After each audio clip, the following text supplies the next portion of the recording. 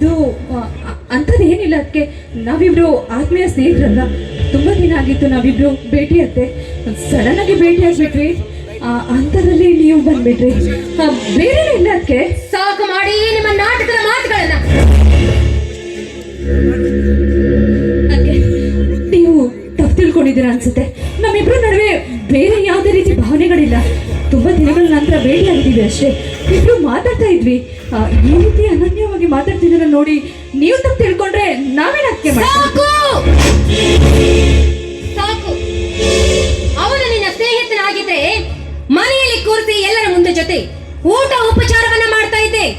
ಆದ್ರೆ ನೀ ಮಾಡಿದ್ದೇನು? ಈ ಏಕಾಂತವಾದ ಸ್ಥಳದಲ್ಲಿ ಇವನ ಕೈ ಹಿಡಿದನ್ನು ರಮಿಸ್ತಿರ್ಲಿಲ್ಲ. ಆ ಥರ ನಮ್ಮಿಬ್ಬರಲ್ಲಿ ಏನೂ ಇಲ್ಲ ರೀ. ನಾನು ಹೇಳೋದನ್ನ ಕೇಳ್ರಿ. ನಿನ್ನ ಜನ್ಮಕ್ಕಿಷ್ಟು ಹಾಕ. ನೀ ನೋಡುವ ದೃಷ್ಟಿನ ಬದಲಾಯಿಸಿ ನೋಡು. ದೃಶ್ಯವೇ ಬದಲಾಗಿ ಹೋಗುತ್ತೆ. ನೀ ಮಾಡುವ ಹವ್ಯಾಸವನ್ನ ಬದಲಿಸಿ ನೋಡು. ಹಣೆ ಬರವೇ ಬದಲಾಗಿ ಹೋಗುತ್ತೆ. ಗುರಿ ಸೇರಬೇಕೆಂಬ ಉತ್ತರದಲ್ಲಿ ದೋಣಿಯನ್ನು ಬಳಸ್ಕೊಂಡು ಹೋಗಬಾರ್ದು. ದಿಕ್ಕನ್ನೇ ಬದಲಾಯಿಸಬಾರ್ದು. ದಿಕ್ಕನ್ನ ಬದಲಾಯಿಸಿ ನೀನು ಯಾವ ಗುರಿಯನ್ನು ಇಟ್ಕೊಂಡು ಮುಂದೆ ಸಾಗ್ತಿದ್ದೀಯಾ ಎಂಬುದು ನನಗೀಗ ಚೆನ್ನಾಗಿ ಅರ್ಥವಾಗ್ತಾ ಇದೆಯೋ. ಆ ನಿನ್ನ ಗುರಿಯ ದಾರಿಗೆ ಮುಳ್ಳಾಗಿ ನಾನು ನಿಂತಿದ್ದೇನೆ. ಆ ಮುಳ್ಳನ್ನು ದಾಟಿಕೊಂಡು ಅದು ಹೇಗೆ ಹೋಗ್ತೀಯೋ ನಾನು ನೋಡ್ತೀನಿ. ಈ ಸತ್ಯವನ್ನು ನನ್ನ ಗಂಡನ ಮುಂದೆ ಹೇಳಿ ಅಕ್ಕೆ ನೋಲ್ಗೆ ಬಾಯಿ ಉತ್ತ ಇದೆ ಅಂತ ಹೆಚ್ಚಿಗೆ ಮಾತಾಡಿದ್ರೆ ಅದರ ಪರಿಣಾಮ ನೆಟ್ಟವಿರೋದಿಲ್ಲ. ಸರಿ ಏನು ತಪ್ಪು ಏನು ಅಂತ ತಿಳಿದು ಮೊದಲು ಬದುಕೋದನ್ನ ಕತ್ಕೊಳ್ಳಿ. ಅದನ್ನ ಬಿಟ್ಟು ಬಾಯಿಗೆ ಮಾತಾಡಿದ್ರೆ ನಿಮ್ಮ ನಾಲ್ಗೆನೆ ಕತ್ತರಿಸಬೇಕು. ಎಚ್ಚರವಾಗಿರಿ. ಎಲ್ಲಿಗೆ ಹೋಗ್ತೀಯಾ? ಎಲ್ಲಿಗೆ ಹೋಗ್ತೀಯಾ? ಎಲ್ಲಿಗೆ ಹೋಗ್ತೀಯಾ? ಗಾಳಿ ಬಿರುಗಾಳಿ ಆಗೋದಕ್ಕೂ ಬಿರುಗಾಳಿ ಚಂಡಮಾರುತ ಆಗೋದಕ್ಕೂ ಒಂದು ಹೆಣ್ಣು ಕಾರಣ ಆಗ್ತಾಳೆ. ನಮ್ಗಿಷ್ಟು ವರ್ಷ ಇರುವ ರಹಸ್ಯವನ್ನ ಬಯಲು ಮಾಡೋಕೆ ನಿನ್ನ ಗಂಡನ ಹತ್ರ ಹೇಳೋಕೆ ಹೊರಟಿದೆ. ಆಮೇಲೆ ಬಡಿಕೆ ಕೊಟ್ಟು ಪೆಟ್ಟು ತಿನ್ನೋ ಜಾಯ್ ಮಂದವನಲ್ಲ ಈ ನಾಗಪ್ಪ.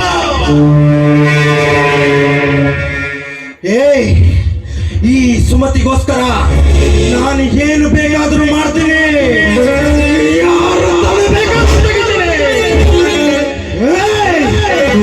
ನನ್ನ ಮಾತನ್ನ ಕೇಳೇ ಕನಕವತಿ. ಏನಂದೆ? ಕನಕವತಿ. ನನ್ನ ಮನೆ ಎಂಜಲ ತಿನ್ನುವ ನಾಯಿಗೆ ಇಷ್ಟೊಂದು ಸೊಕ್ಕು ಬಂತ?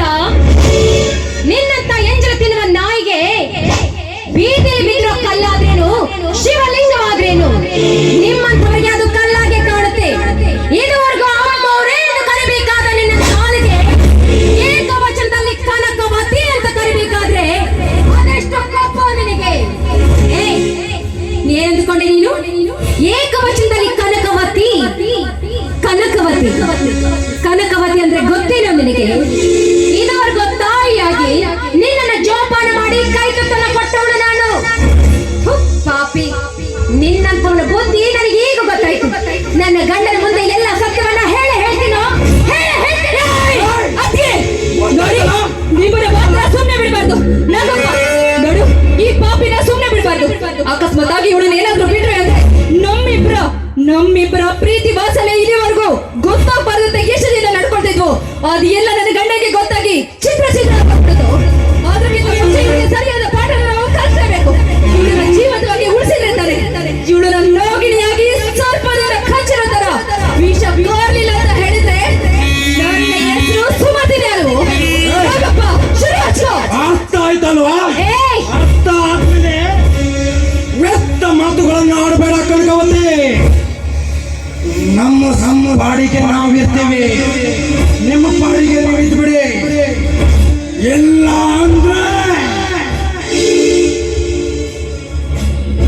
ಇಲ್ಲ ಅಂದ್ರೆ ಏನೋ ಮಾಡ್ತೀರಾ ಪಾಪಿಗಳ? ನನ್ನ ಹಣೆ ಬರವನ್ನ ನೀವೇನೋ ಬದಲಾಯಿಸ್ತೀರೋ? ಸ್ವತಃ ಬ್ರಹ್ಮನಿಂದಲೇ ಬದಲಾಯಿಸಿದ ಹಣೆ ಬರವನ್ನ ಮತ್ತೆ ಬದಲಾಯಿಸಲಿಕ್ಕೆ ಸಾಧ್ಯವಿಲ್ಲ. ಅಂಥದ್ರಲ್ಲಿ ನೀವು ನನ್ನ ಹಣೆ ಬರವನ್ನ ಬದಲಾಯಿಸ್ತೀರಾ? ನನ್ನ ಪಾಲಿನ ದೇವತೆ ಅಂತ ಅಂದ್ಕೊಂಡಿದ್ದಲ್ಲಿ ನಮ್ಮ ಅಣ್ಣನ ಬಾಳಿಗೆ ಬೆಳಕಾಗುವ ಕುಸುಮ ಅಂತ ತಿಳ್ಕೊಂಡಿದ್ದೆ. ಆದ್ರೆ ನೀನು ದೇವರಿಗೆ ಅರ್ಪಿತವಾದ ಕುಸುಮವಲ್ಲ, ಕಳ್ಳಿ ಹೂ.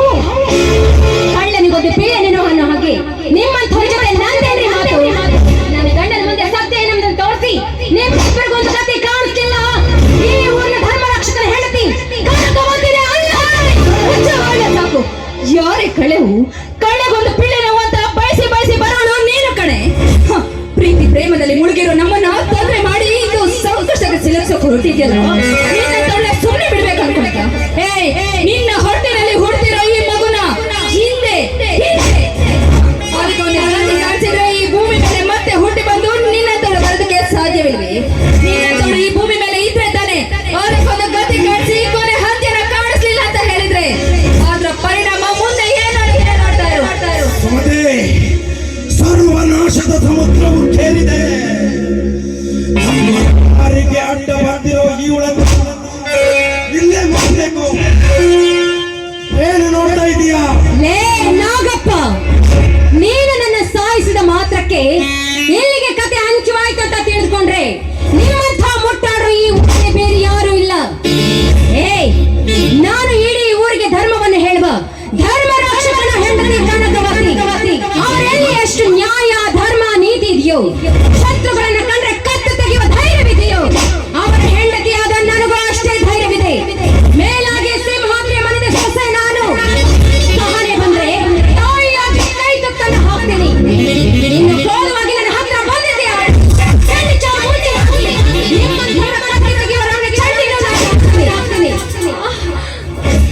ನನ್ನ ಮಾತು ನನ್ನನ್ನು ಮುಟ್ಟಿದ್ದೆ ಆದ್ರೆ ಏನೇ ಮಾಡ್ತೀಯಾ? ಏನು ಮಾಡ್ತೀಯ? ಏನೋ ದೊಡ್ಡ ಧರ್ಮಾಧಿಕಾರಿ ಹೇಳ್ತಿ, ಸಿಂಹದ್ರಿಯ ವಂಶ, ನೀವು ದೊಡ್ಡ ಹೀರೋ ಹೀರೋ, ನಾವಿನ್ನ ಕಾಮಿಡಿ ಪೀಸ್.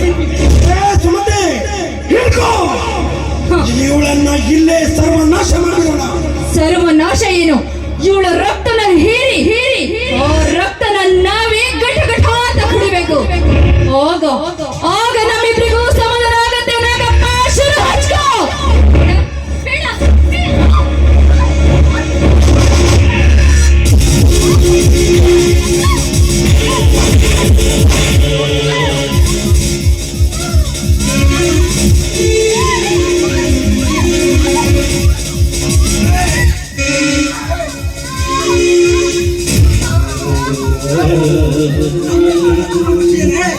ನಾವಿರೋದು ಹೀಗೆ ಹೊಟ್ಟೆ ನೋಯ್ತಾ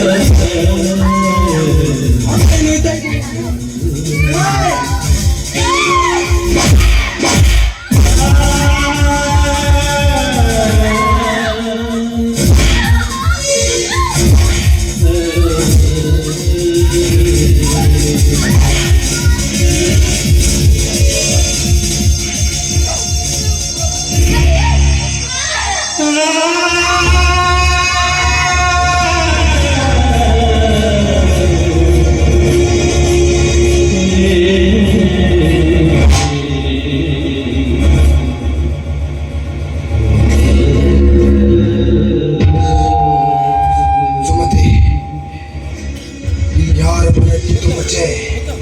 ನಿಮ್ಮ ಅಣ್ಣನ ಮನೆಗೆ ಹೋಗಿಸ್ಬೇಕು.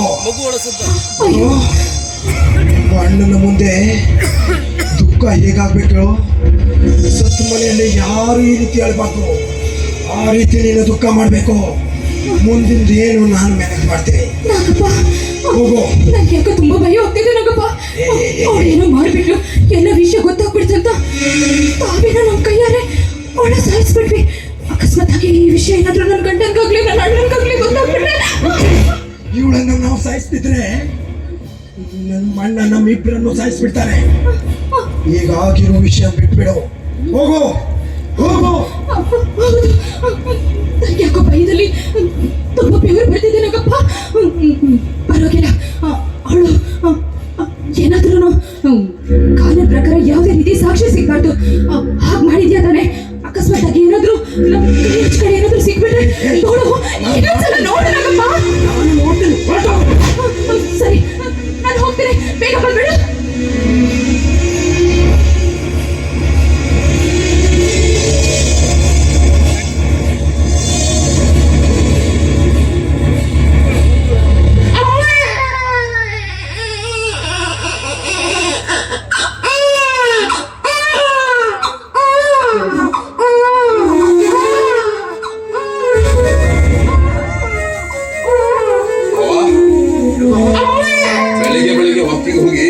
ಚಳಿ ಹೋಗಿದೆ. ನನ್ನ ಹೆಂಡತಿ ಕೈಯಿಂದ ಬಿಸಿ ಬಿಸಿ ಚಹಾ ಕುಡಿಯೋಣ ಬಾ. ಆಯ್ತು ಬಾ. ಎಲ್ಲೋ ಎಲ್ಲೋ ಮಗುವಿನ ಹೌದಾ ಅವಳ ಶಬ್ದ ಕೇಳ್ತೇಲ್ವಾ? ಹೌದು ಬಾ. ಯಾರ್ದಾಗಿರ್ಬೋದು?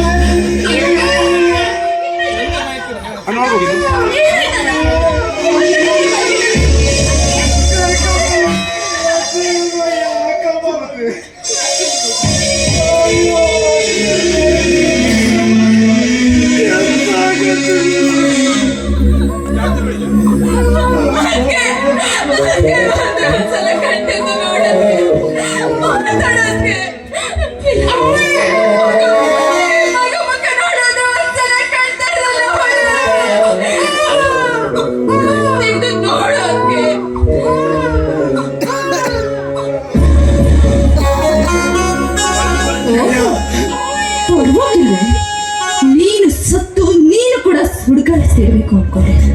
ಆದ್ರೆ ನೀನು ಮಾತ್ರ ನಿನ್ನ ತಾಯಿನ ಉಳ್ಸಕ್ಕಾಗದೆ ನೀನು ಮಾತ್ರ ಬದುಕಿದ್ಯಾ ಅಂದ್ರೆ ನಿನಗೂ ಕೂಡ ಇದ್ದಿದ್ದೆ. ಸುಮ್ಮನೆ ಕೂತ್ಕೋ. ಸಾಕು ಸಾಕು, ಜಾಸ್ತಿ ಓವರ್ ಆಕ್ಟಿಂಗ್ ಮಾಡಬೇಡ. ಸುಮ್ಮನೆ ಕೂತ್ಕೋ.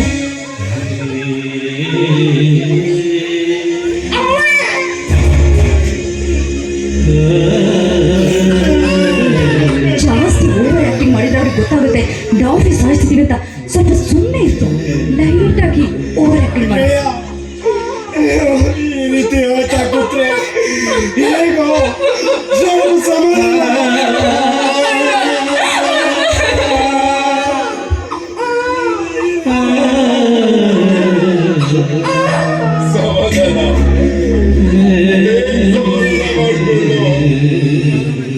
ಸಮಾಧಾನ ಮಾಡಿಕೊಳ್ಳೆ. ನಾನು ಕಳ್ಕೊಂಡಿರೋದು ನನ್ನ ಮನೆಯ ಭಾಗ್ಯ ದೇವತೆಯಲ್ಲ, ಭಾಗ್ಯ ದೇವತೆಯಲ್ಲ. ಹೇಗಪ್ಪ ಸಮಾಧಾನ ಮಾಡಿಕೊಳ್ಳೆ? ನಾನು ಹೇಗೆ ಸಮಾಧಾನ ಮಾಡಿಕೊಳ್ಳೆ? ಕಣ್ಣಿಗೆ ಬಂದೆ. ಎದ್ದೇಳೆ, ಎದ್ದೇಳೆ.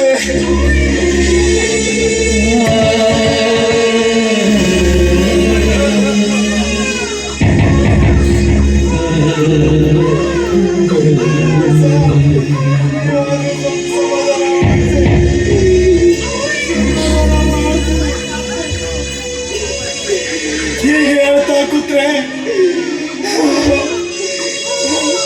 ಆತ್ಮಕ್ಕೇನು ಶಾಂತಿ ಸಿಗುತ್ತಾ? ಶಿವ ಸಂಸಾರಕ್ಕೆ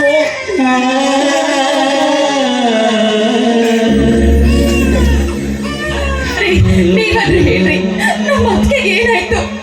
ಯಾಕ್ರಿ ಈ ರೀತಿ ಆಯ್ತು? ಹೇಳ್ರಿ, ಏನಾಯ್ತು ನಮ್ಮ ಅತ್ತಿಗೆಗೆ ಅಂತ. ಒಳ್ಳೆ ಇದ್ದ ಈ ದುಃಖದಲ್ಲಿ ಏನು ಮಾತಾಡ್ತಿಲ್ಲ. ನೀವಾದ್ರೂ ಹೇಳ್ರಿ. ಏನಂತ ಹೇಳಿ ಸುಮತಿ, ಏನಂತ ಹೇಳಿ? ನಾನು ಒಬ್ಬ ಒಂದೇ ರೂಮಿನಲ್ಲಿ ನಿದ್ದೆ ಮಾಡ್ತಾ ಇದ್ದೆ. ಬೆಳಿಗ್ಗೆ ಎದ್ದು ವಾಕಿಂಗ್ ಹೋಗಿ ಮುಗಿಸಿ ಬರುವಷ್ಟರಲ್ಲಿ ಈ ರೀತಿ ಪರಿಸ್ಥಿತಿ ಬಂದು ಹೋಗಿದೆ ಸುಮತಿ. ಈ ರೀತಿ ಪರಿಸ್ಥಿತಿ ಬಂದು ತಂಗಿನ ಯಾಕಪ್ಪ ಇಂತ ಪರಿಸ್ಥಿತಿ ತಂದಿದೆ?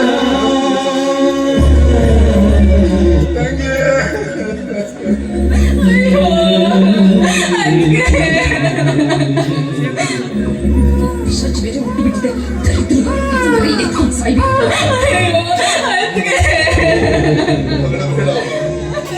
ನೀನ್ ಯಾಕೆ ಮಾಡ್ತೀಯ?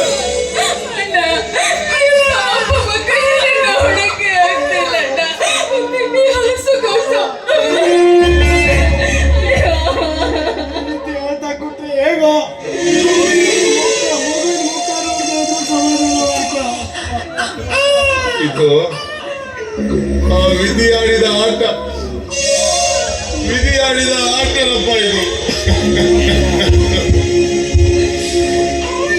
ನನ್ನ ಕನಕವತಿಯ ಪ್ರಾಣವನ್ನು ತೆಗೆದುಕೊಂಡು ನಮ್ಮ ಮಗುವಿಗೆ ಜನ್ಮ ಕೊಟ್ಟು ಹೋದ್ನಲ್ಲ, ನಾನು ಹೇಗೆ ಬದುಕಿರ್ಲಿ ಈಗ? ನೋಡೆ ಒಂದ್ಸಾರಿ ಕಳ್ತಾರ ನೋಡೆ.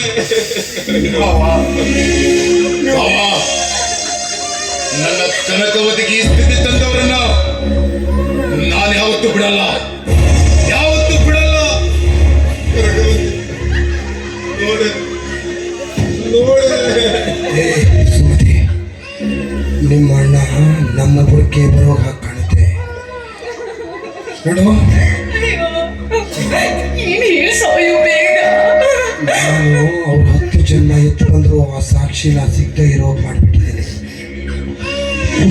ಫುಲ್ಲು ದುಃಖ ಮಾಡೋ, ಫುಲ್ಲು ದುಃಖ.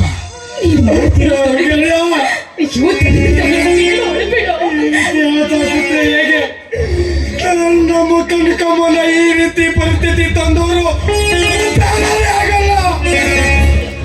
ಯಾರು ಯಾಕೆ ಹೋಗ್ತಾರೆ, ಸರ್ವನಾಶ ಆಗೋಗ್ತಾರೆ.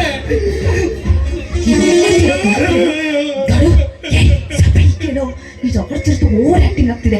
ಅಕಸ್ಮಾತಾಗಿ ನೀನ್ ಏನಾದ್ರೂ ಹಿಂಗೆ ಆಡ್ತಿದ್ರೆ ಕೆಲಸ ಇಸ್ಕಿದಾರೋ ಅವ್ರಿಗೆ ನಾವು ಮುಂದೆ ನೋಡ್ಕೋಲ್ಲ. ಕನಕ ಒಂದು ಆತ್ಮಕ್ಕೆ ಶಾಂತಿ.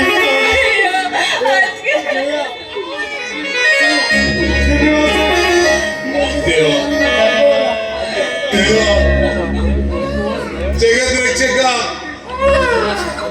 ನನ್ನ ಸಂಸಾರದ ಸಂತೆಯನ್ನು ನೋಡಲಾಗದೆ ನನ್ನ ಬಾಳಿನ ಬಂಡಿಯ ಚಕ್ರವನ್ನೇ ಕಳಿಸಿಬಿಟ್ಟಿಯ,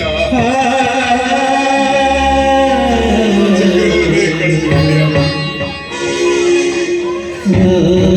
ಇಂಥ ದುರಂತವನ್ನು ಸೃಷ್ಟಿಸಿ ನನ್ನ ಜೊತೆ ಬಾಳಿ ಬದುಕಬೇಕಾದ ನನ್ನ ಕನಕವತಿಯನ್ನ ವಿಧಿಯ ಕ್ರೂರ ಆಟಕ್ಕೆ ಬಲಿ ತೆಗೆದುಕೊಂಡು ಬಿಟ್ಟಿಯಲ್ಲ ದೇವ, ಬಲಿ ತೆಗೆದುಕೊಂಡು ಬಿಟ್ಟಿಯಲ್ಲ. ಯಾಕೆ ಯಾಕೆ ಧರ್ಮವಂತನಾಗಿದ್ದೆ ತಪ್ಪ, ಸತ್ಯವಂತನಾಗಿದ್ದೆ ತಪ್ಪ. ಧರ್ಮವಂತವರಿಗೆ ನೀ ಕೂಡ ಶಿಕ್ಷೆನ ದೇವ, ಶಿಕ್ಷೆನ. ನಿನ್ನೆಯ ದಿನ ಈ ನನ್ನ ಮುದ್ದಾದ ಮಡಿದಿಗೆ ನನ್ನ ಕೈಯಾರೆ ನಾನೇ ಸಿಂಗಾರಗೊಳಿಸಿ ಪಲ್ಲಂಗದಲ್ಲಿ ಕೂರಿಸಿ ಶ್ರೀಮಂತ ಕಾರ್ಯವನ್ನು ಮಾಡಿ ಸಂತೋಷದಿಂದ ಕೊಟ್ಟು ಬಾಂಧವರ ಜೊತೆಗೆ ಖುಷಿ ಪಟ್ಟೆ. ಆದ್ರೆ ಆ ಖುಷಿಯನ್ನ ಇಷ್ಟು ಬೇಗ ಕಿತ್ಕೊಂಡು ಬಿಟ್ಟಿ ಅಂದೇವ, ಕಿತ್ಕೊಂಡು ಬಿಟ್ಟಿಯ.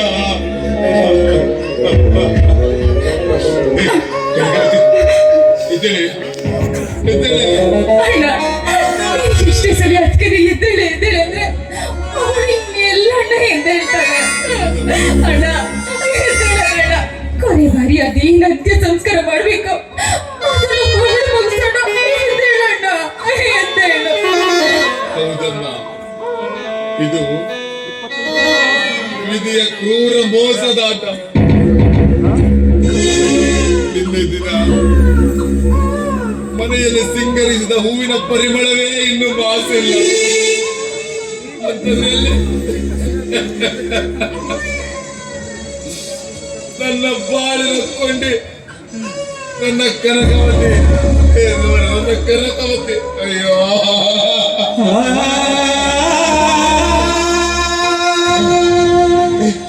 ಎದ್ದೇಳೆ ಎದ್ದೇಳು. ಇಷ್ಟು ನಮಗೆ ಗಂಡು ಮಗ ಗಂಡು ಮಗ ಹುಟ್ಟಿದ್ದಾನೆ, ಅವನನ್ನ ದೊಡ್ಡ ಧರ್ಮಾಧಿಕಾರಿ ಮಾಡ್ಬೇಕು. ಎದ್ದೇಳು ಎದ್ದೇಳು ಎದ್ದೇಳೆ ಎದ್ದೇಳೆ ಗರ್ಗವತಿ. ಅಯ್ಯೋ, ನಿನ್ನೆ ದಿನ ಸಿಂಗರಿಸಿದ ಈ ನನ್ನ ಕೈಯಿಂದ ಇವತ್ತು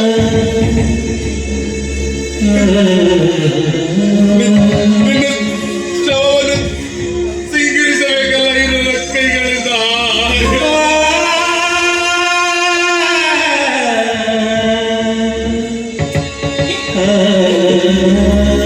ಹಾಗಾಗಿ ಶಿಕ್ಷೆ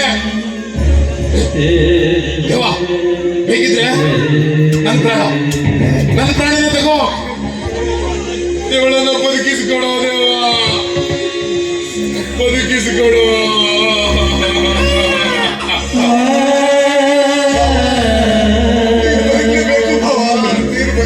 ಯಾರಿಗೋಸ್ಕರ ಬದುಕಲಿ? ಜನಕ್ಕೋಸ್ಕರ ಬದುಕಬೇಕು ಬಾವ. ಬದುಕಬೇಕು ಬಾವ, ಮಗುವಿಗಾಗಿ ಬದುಕಲೇಬೇಕು.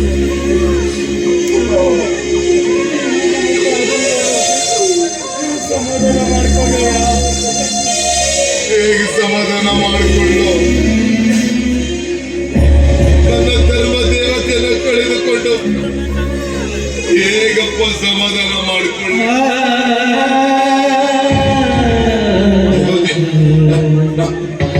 ನಾನು ನಿನ್ನ ಜೊತೆನೆ ಬರ್ತೀನಿ, ನಾನು ಬರ್ತೀನಿ, ನಾನು ಬರ್ತೀನಿ. ಬಿಡಿ ಬಿಡಿ.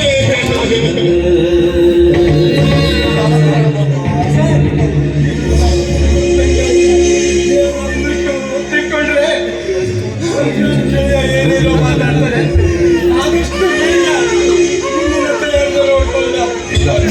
ಆಗಲಿಲ್ಲಪ್ಪ. ತಂಗಿ ಸುಮತಿ, ತಂಗಿ ಒಂದು ಹೊಸ ಸೀರೆ ತೆಗೆದುಕೊಂಡು ಬಾರಮ್ಮ. ಇಲ್ಲ, ಎಲ್ಲ ರೆಡಿ ಮಾಡಿಟ್ಟಿದ್ದೀನಿ. ಅವ್ರಿಗೆ ಕೊನೆಯದಾಗ ಅಂತ್ಯ ಸಂಸ್ಕಾರ ಏನ್ ಮಾಡ್ಬೇಕು ಅದನ್ನ ಮಾಡ್ಬೇಡಿ. ಅಲ್ಲಿ ಚೇರಿದೆ.